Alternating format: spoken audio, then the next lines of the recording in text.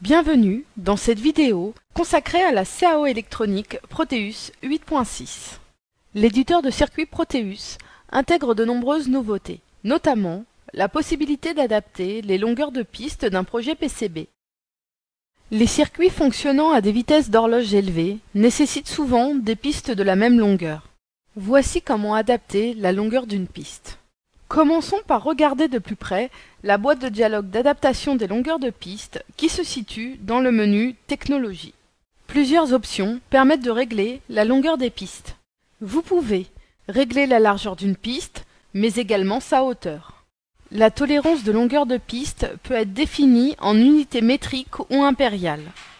3 styles de piste sont également possibles, anguleux, carré ou incurvé.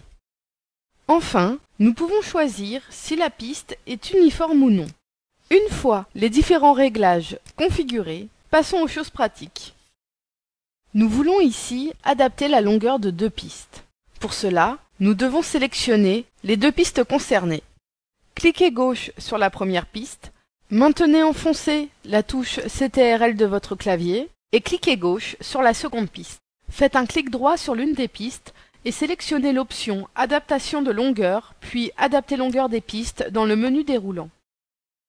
Automatiquement, Proteus va adapter la longueur de la plus petite des 2 pistes en se basant sur la plus longue.